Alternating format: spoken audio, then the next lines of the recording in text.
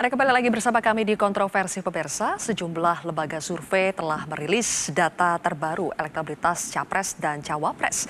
Salah satunya adalah lembaga surveinya Mas Burhan di sini, Indikator Politik Indonesia. Kami akan menampilkan survei yang dilaksanakan pada tanggal 11 hingga 17 April 2023 dengan 1.220 responden.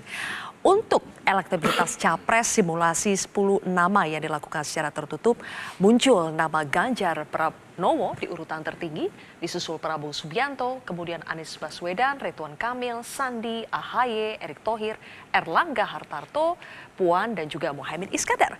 Kemudian untuk elektabilitas 3 nama Capres, urutan tertinggi masih ditempati Ganjar Pranowo 34%, Prabowo Subianto 31,7%, Anies Baswedan 25,2%.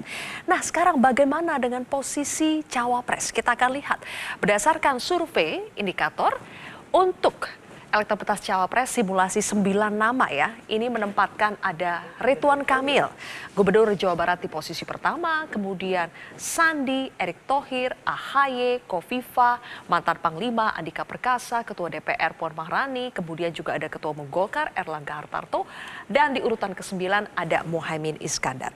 Mas Burhan, jadi kalau dilihat dari survei terakhir Anda, siapa Cawapres terkuat untuk masing-masing Capres? Untuk Ganjar, Prabowo, dan Anies?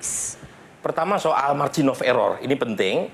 Kami tetapkan 2,9% plus minus karena jumlah size sampelnya itu 1.220. Artinya untuk Capres, selisih antara Ganjar Pranowo dan Prabowo Subianto itu statistically dead head. Kita nggak tahu siapa yang peringkat pertama dan kedua.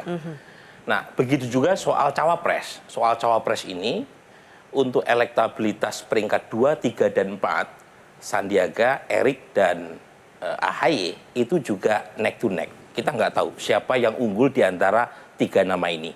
Peringkat pertama memang Ridwan Kamil, tapi trennya menurun dibanding survei bulan Februari untuk Cawapres.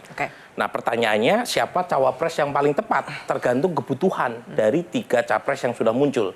Apakah kebutuhannya untuk menjadikan sebagai pendulang suara, menutupi kelemahan elektoral capresnya? Kalau misalnya itu, berarti ada 4 nama setidaknya.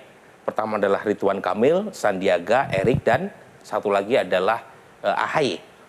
Atau yang kedua, untuk soliditas koalisi dalam pengertian Cawapres juga harus punya sumbangsih untuk menetapkan partai yang bisa menutupi ambang batas presidensial threshold. Atau yang ketiga, logistik. Ya. Karena bagaimanapun selisih Capres yang terlalu kompetitif, tidak ada yang mencapai lebih dari 34%, artinya pertarungan menjadi sangat ditentukan di lapangan. Terutama per Oktober sampai Februari 2024. Kalau misalnya itu yang terjadi, logistik menjadi faktor penting berikutnya. Dan terakhir tentu faktor teknokratik, running the government. Tapi yang terakhir ini itu biasanya bobotnya atau skornya kecil. Karena kalau misalnya kalah, nggak ada gunanya juga tuh semua proposal kebijakan yang mau dibawa setelah menang. Wong syarat utamanya adalah menang dulu. Dan karenanya skor tertinggi dari 4 variabel tadi adalah faktor elektabilitas.